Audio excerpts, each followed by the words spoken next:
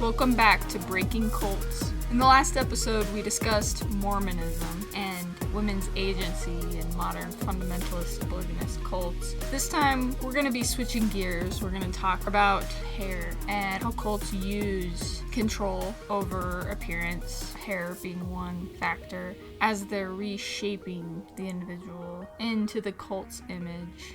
Let's kick things off with an ancient story of hair and betrayal. Betrayal coming in the form of forced haircutting. The story of Samson and Delilah. And she said unto him, How canst thou say, I love thee, when thine heart is not with me? Thou hast mocked me these 3 times, and hast not told me wherein thy great strength lieth. And it came to pass, when she pressed him daily with her words, and urged him, so that his soul was vexed unto death, that he told her all his heart, and said unto her, There hath not come a razor upon mine head, for I have been a Nazarite unto God from my mother's womb. If I be shaven, then my strength will go from me, and I shall become weak, and be like any other man.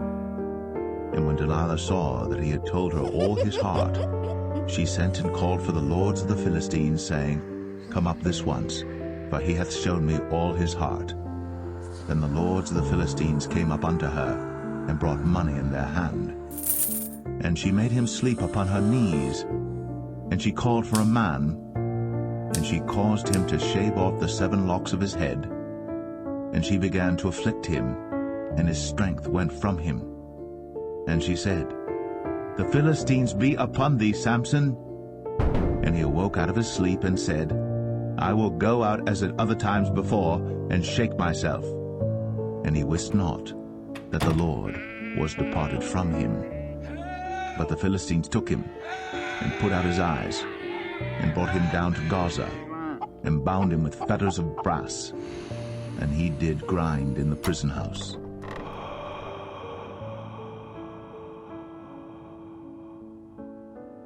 The ancient spirituality of hair can be seen across cultures and times, from the Native Americans to the Bible to medieval fairy tales. With the story of Rapunzel, we of course have this evil witch who harnesses her powers through the youth and beauty of Rapunzel, specifically her hair. And she does this through isolation and fear. But this control that she has over Rapunzel's hair is how she's able to stay young. We're going to look at a short excerpt from the Grimm brothers' Rapunzel. In her anger, she clutched Rapunzel's beautiful tresses, wrapped them twice round her left hand, seized a pair of scissors with the right, and snip, snap, they were cut off, and the lovely braids lay on the ground. And she was so pitiless that she took poor Rapunzel into a desert where she had to live in great grief and misery. And now I'm going to take you back to the 2000s, Princess Diaries. Specifically, one particular scene from the Princess Diaries, immediately following Mia's glow up, her makeover, which was not just an outward makeover. The makeover itself came after all of her elegance training. So she goes to pick up her friend and her friend's brother, who she has a crush on, and the brother is just gawking at her when she opens the door of the limousine. And when Lily approaches, there's this micro expression of surprise. She immediately covers up her envy, saying, Who destroyed you? Lily had zeroed in on Mia's hair, and I thought that was really interesting. In a way that kind of reminded me of the Samson and Delilah story, that was her main point of attack.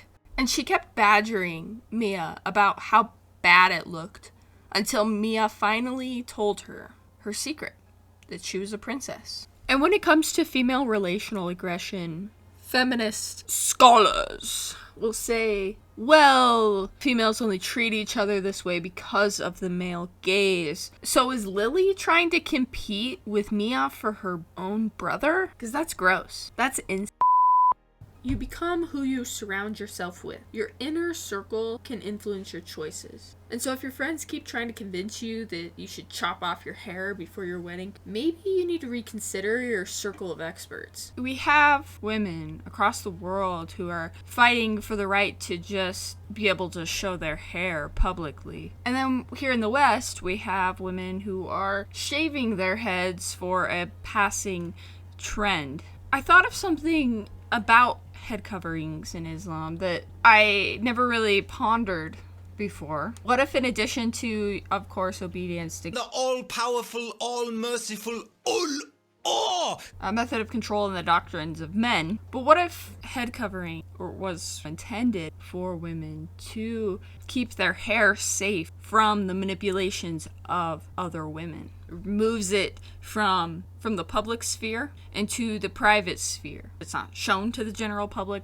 Islam is going to need its own episode, like Mormonism, and it's not above being mocked. Just as I mocked Mormonism, I will approach any religion that way, but a lot of people are scared to make fun of Islam. Islam. You gotta say it like that, because it sounds so peaceful when you say it like that. For now, I just kind of wanted to ponder on the practice of head covering and how that relates to the spirituality of hair. It's kind of the opposite of forced hair cutting, but it is similar. There are different levels of head covering. So the Taliban just banned women's voices.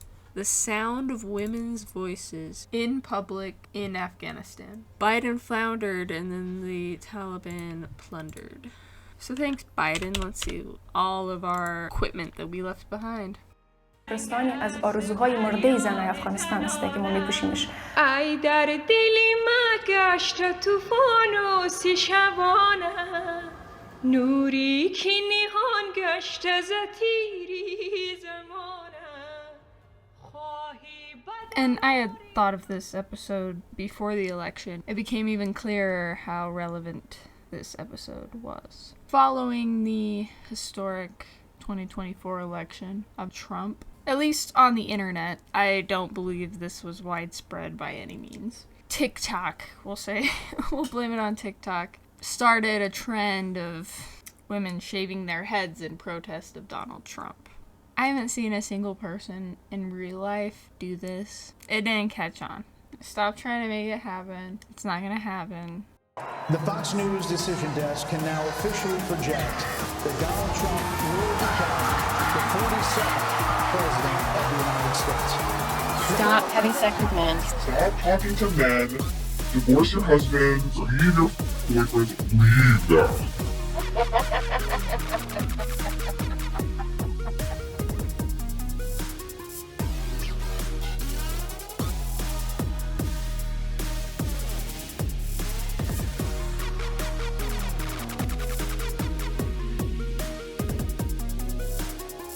The reason why they're essentially asking you to make an outward physical commitment to the cause, to the ideology. The military does this. Basic training, it's one of the first things they do for the male recruits is to shave their heads as they conform, and they stick them in uniforms. Uni meaning one, form meaning body, one body. My husband, who after leaving the military over 2 years ago, began growing out his hair, and he just now got it cut. He's actually getting it cut right now as I'm recording this. Changing our hair can be a symbol. You know, it's not something we take lightly. And hair is so deeply personal to us. It can show our personality, the way we choose to style it.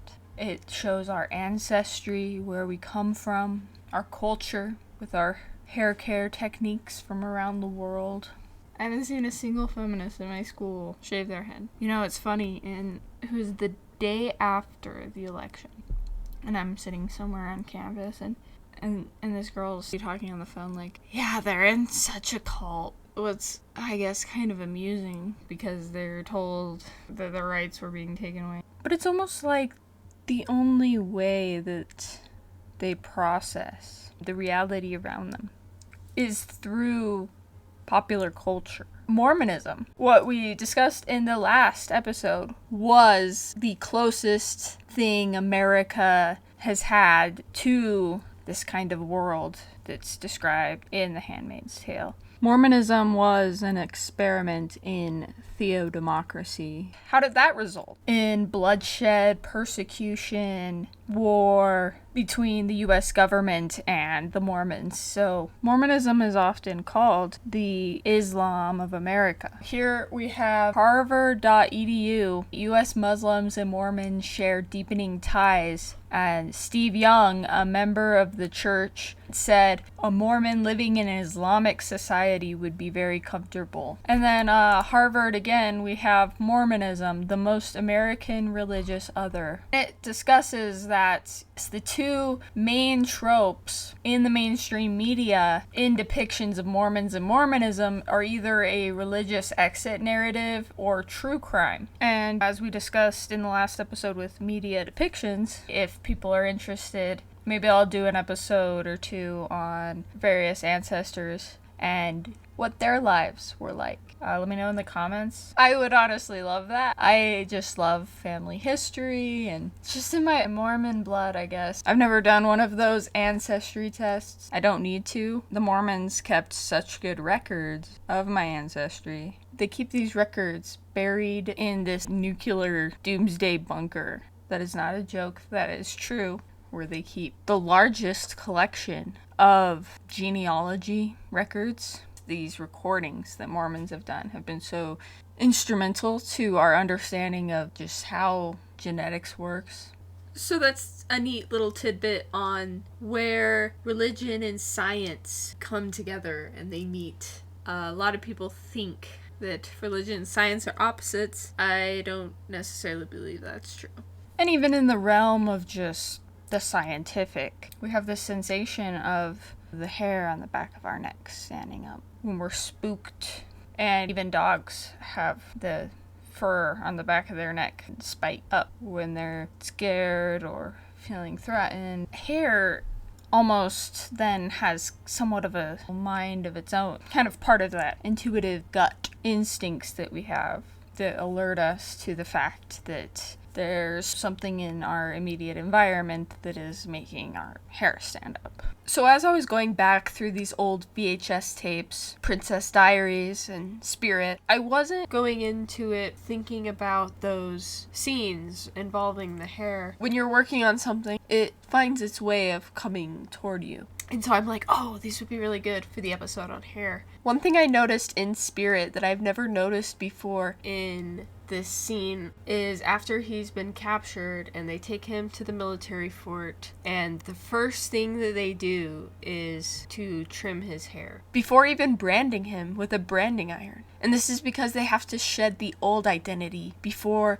the new identity can be imposed upon them. His hair is, well, it's also a metaphor for the entirety of the American West, westward expansion, manifest destiny, and quite possibly it's also a metaphor for the forced haircutting of Native Americans, to talk about that part of history in a way that's age appropriate for a children's movie. One aspect of hair that we haven't yet looked into is hair as a status symbol. A symbol of who has power and who does not. Just not even in the metaphysical sense of power, but a literal, formal power. And for the remainder of the show, we're going to be hearing from my husband, Jace West, who, after getting out of the military, grew out his hair and has now cut it and it will be donating it. He'll be talking about how that relates to how the military uses haircutting as they're breaking down the recruits and building them back up into soldiers. Or in Jace's case, airmen, because he was in the Air Force. Hello, my name is Jace. I'm going to be talking about my experience with the military and how they manipulate the mind using the physical. So when you first get to basic in the Air Force, you arrive at Lackland. That's the only base where they do basic military training for the Air Force. And when you arrive, you're basically put into an assembly line of people. You have an endless number of people in front of you, and you arrive by the bus load. So when a new bus comes with carrying 50, 60 people, they arrive and they get lined up right behind you. So you just feel like an endless line of people getting put through this building. And basically they give you all of the gear and equipment and supplies that you'll need for your time there at basic, and that isn't including like the uniform and stuff like that. However, you have to still pay for it, so your first paycheck basically goes to this backpack that is filled with supplies like shampoos and like water shoes, shower shoes. Once you get through that first day, the first week of training, you're called sneaker weekers. During that week, you are mostly still wearing your sneakers because you can't wear the boots because they hurt your feet too bad, and you're just basically getting acclimated to basically where you're going to be living for the next 2 months. And during that time, one of the things that they do is cut your hair. And the way that they do it, it's very mechanical. You are in a line just like every other thing that you do, and they call you up to this line of barbers with like 5 different chairs. The barber says, if you have any sort of moles or any sort of abnormalities, please point to them now. I am going to start cutting your hair. And they just have this razor that has a vacuum that's attached to it, and they just go line by line, and the whole process takes, for you, only roughly 5 or so minutes, but you have to wait for your entire flight to get their haircut. And so after you get your haircut, you don't even get a chance to look at yourself in the mirror. You just have to go stand up in line, and they tell you not to move your head and to just look straight forward, but we were all like looking over, trying to catch glimpses of ourselves in the mirror, trying to see what we looked like now. To have it be done in such a rushed / aggressive manner, it can be very jarring and very emotional. I think that oftentimes people associate the cutting of your hair with the military as a breaking you down and building you up, and it most definitely is that. But also, I believe that getting your hair cut in the manner that the military makes you get your hair cut is a sign of what's to come, that you are just a number on a sheet or a gear or a cog in the machine, and that your emotions, your well-being are an afterthought to the military. And it becomes more apparent the longer that you stay in. But as I got out of the military due to circumstances outside of my control, I decided to grow out my hair and my beard, because when I joined the military, I hadn't had the ability to grow facial hair really, and I hadn't really seen what that would look like on me really. I had grown my hair out previously, but I was around 15, 16, and I didn't really take care of my hair.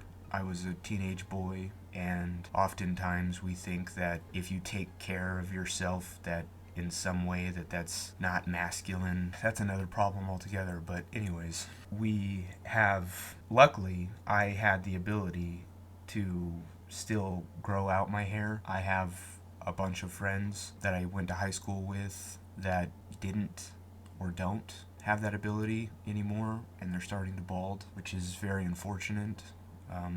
But thankfully, I was blessed with genetics that allow me to still grow out my hair. And so I wanted to see what I looked like with hair and a beard, and having the knowledge of being able to take care of myself and my hair, washing it, conditioning it, putting in, products and stuff like that. It was very freeing being able to experience that with nobody saying that I can't or shouldn't or I'm not allowed to. So ultimately, I decided to get rid of my beard because I felt like it was very patchy and I didn't really grow it out very well. Some genetics you're blessed with, some genetics you're cursed with, such is life. And so I got rid of the beard, but I kept the hair, and I grew that out, and after a while I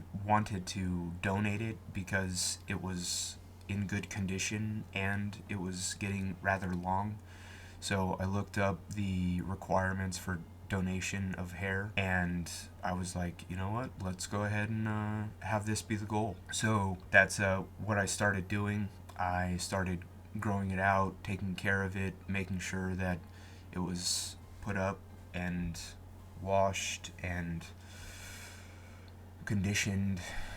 And so it finally got to the point to where it was long enough to donate, and I started getting rather annoying, I'll be honest, with it getting in your mouth and stuff like that whenever you're walking or trying to talk, or getting in the way whenever you're trying to eat.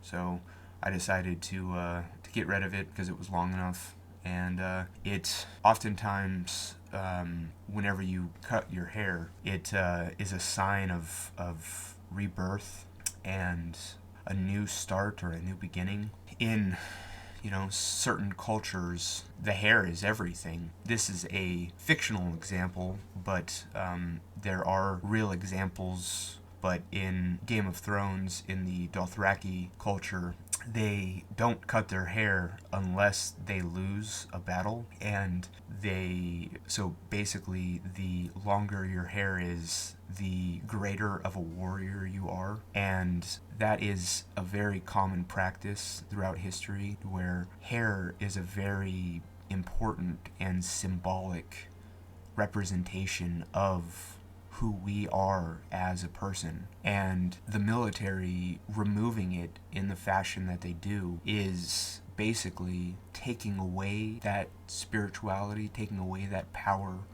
from you, and again, basically saying that you're just like a gear or a cog in their machine or a number on their spreadsheet. And oftentimes, you have kids, especially young females, whenever they first get their hair cut. It happened to my sister. She cried a bunch, and it can at times be an emotional experience, growing out your hair and having that hair that you've had for years, your whole life in some circumstances, get taken from you. Thanks for tuning in to Breaking Cults. Don't forget to like and comment on this video, and please subscribe if you want to see more. Thanks, and have a good one.